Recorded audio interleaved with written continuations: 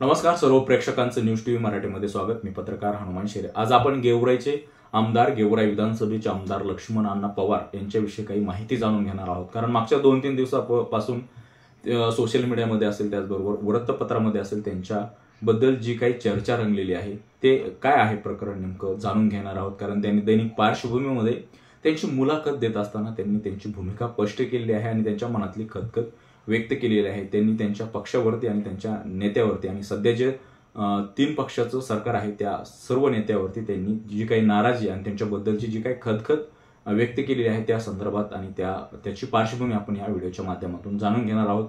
सर्वप्रथम लक्ष्मण अण्णा पवार यांनी दैनिक पार्श्वभूमीमध्ये त्यांची काय भूमिका मांडली ते आपण जाणून घेणार आहोत। लक्ष्मण अण्णा पवार यांनी सांगितलं आहे की मी आणि माझ्या घरातला कोणताही सदस्य निवडणूक लढवणार नाही अशी त्यांनी खदखद व्यक्त केली आहे आणि त्यामागचं कारण सुद्धा त्यांनी सांगितलेलं आहे। त्यांनी सांगितलं आहे की मी बीडचे पालकमंत्री यांना एक पोलीस अधिकारी, एक तहसीलदार आणि त्याचबरोबर एक बीडीओ मागितला होता, मात्र हे 3 अधिकारी सुद्धा मला हे पालकमंत्र्यांनी दिले नाही, मला न्याय दिलेला नाही। मी जनतेसाठी जे काही मागणी केली होती तसे अधिकारी मला दिले नाही। जे काही तहसीलदार दिले ते वाळूशी संदर्भात काम करतात आणि वाळूशी निगडीत ते हप्तेखोरीसारखे काम करतात असं स्पष्ट भूमिका त्यांनी मांडलेली आहे।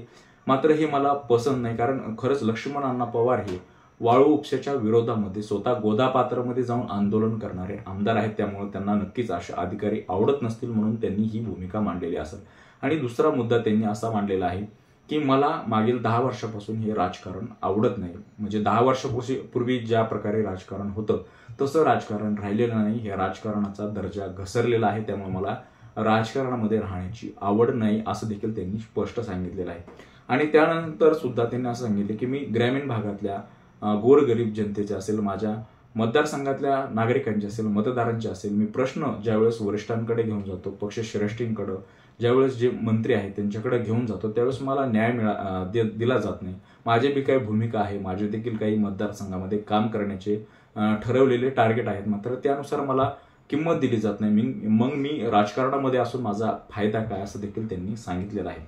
त्यानंतर त्यांची खरी भूमिका म्हणजे त्यांच्या कार्यकर्त्याकडून वेळोवेळी सांगितली जाते, म्हणजे लक्ष्मण अण्णा पवार हे असे कार्यकर्ते आहेत, असे आमदार आहेत, ते कार्यकर्त्याकडून ज्यावेळेस काम करून घेतात, ज्यावेळेस एखाद्या कार्यकर्त्याला त्यांच्या ठेकेदारी देतात किंवा एखाद्या कामाची गुत्तेदारी देतात, त्यावेळेस जर त्या कामासंदर्भात कोणाची तक्रार आली तर ते त्या ठिकाणी स्वतः जाऊन त्या कामाची पाहणी करतात, आपला कार्यकर्ता काम चांगलं करतोय का त्याची शहानिशा करतात।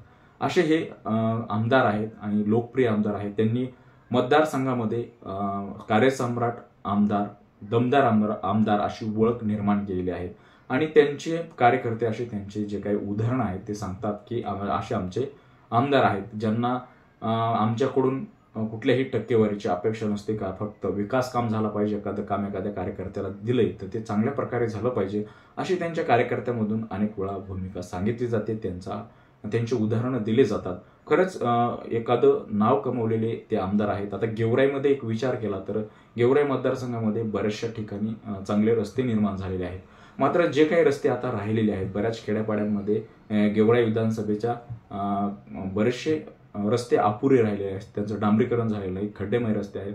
मात्र हे कशामुळे राहिले तर जे काही मागचे 5 वर्षे लक्ष्मण पवार यांना न्याय दिलेला नाही वरिष्ठांनी आणि त्यांच्या जे काही पक्ष आहेत त्यांनी न्याय दिलेला नाही, त्यामुळे हा विकास काम रखडला असल्याचं त्यांच्या कार्यकर्त्यांमधून बोललं जातं। आणि लक्ष्मण अण्णा पवार यांनी देखील या संदर्भामध्ये स्पष्टीकरण दिलेलं आहे।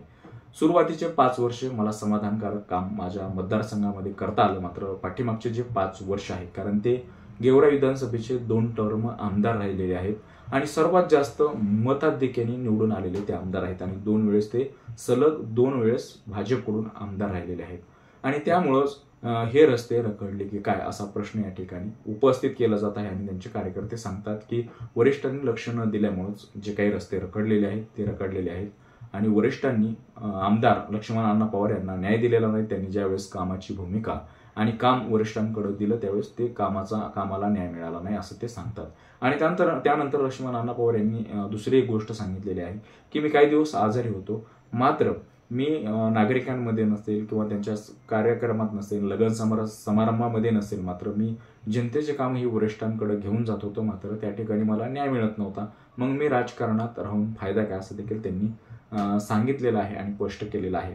आता गेवराईचं हे चित्र कसं निर्माण झालं, आता लोकसभा झाल्यानंतर विधानसभा तोंडावर आहे. 2 महिन्यापूर्वीच लोकसभा झालेली, आता विधानसभा आणखी 2 महिन्यावरती येऊन ठेपलेली आहे. आणि अशा टायमिंगमध्ये भाजप सारख्या मोठ्या पक्षाचा आमदार मागील 2 टर्मपासून आमदार आहे, असा आमदार विधानसभा तोंडावर असताना मोठ्या पक्षाचा आमदार अशी भूमिका मांडतोय. त्यामुळे भाजपवरचं जे काही नागरिकांचा विश्वास आहे तो अजून कमी होणार का, आणि भाजप असं गलिच्छ राजकारण करतंय का, असा प्रश्न देखील आता या निमित्ताने नागरिकांना पडलेला आहे. लक्ष्मण अण्णा पवार यांच्यासारख्या आमदारांवर ही वेळ येऊ शकते, त्यांना किंमत दिली जाऊ शकत नाही, तर मग सर्वसामान्य जनतेचं काय, असा देखील प्रश्न या ठिकाणी उपस्थित होत आहे.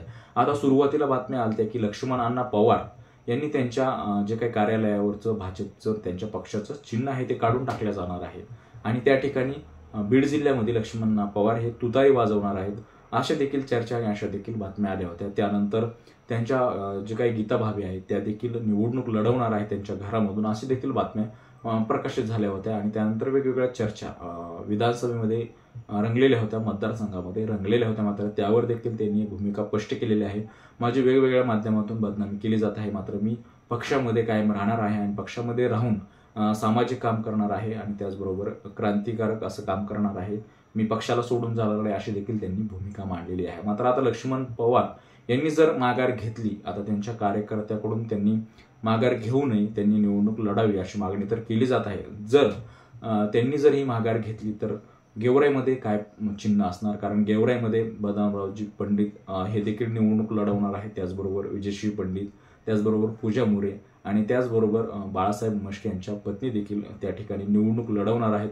अन्य काही उमेदवार त्या ठिकाणी इच्छुक आहेत. त्यामुळं एकंदरीत येणाऱ्या विधानसभेमध्ये गेवराई मतदारसंघात कसं चित्र निर्माण होणार आहे, आणि सगळ्यात महत्त्वाचं म्हणजे लक्ष्मण अण्णा पवार यांनी ही भूमिका का घेतली असावी, असा निर्णय का घेतलेला असावा, आणि या निर्णयामुळं संपूर्ण बीड आणि गेवराई मतदारसंघामध्ये एकच खळबळ आणि चर्चा रंगलेली आहे.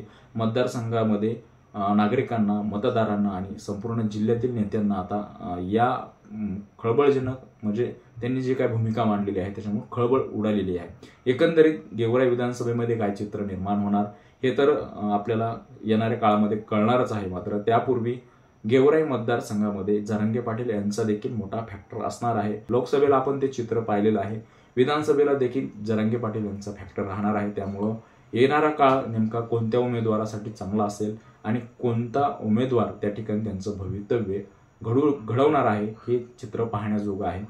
आणि हे एकंदरीत या सगळ्या गोष्टीबद्दल आणि लक्ष्मण अण्णा पवार यांनी मांडलेल्या भूमिकेबद्दल आपल्याला काय वाटतंय, त्यांनी हा निर्णय का घेतला असावा, त्यांनी हा निर्णय घ्यायला पाहिजे किंवा नाही, ह्याच्याबद्दल तुम्हाला काय वाटतं आमच्या कमेंट बॉक्समध्ये नक्की कळवा. आमच्या असेच नवनवीन व्हिडिओ पाहण्यासाठी आणि ताज्या अपडेट जाणून घेण्यासाठी आमच्या चॅनलला शेअर, लाईक, सबस्क्राईब नक्की करा. धन्यवाद.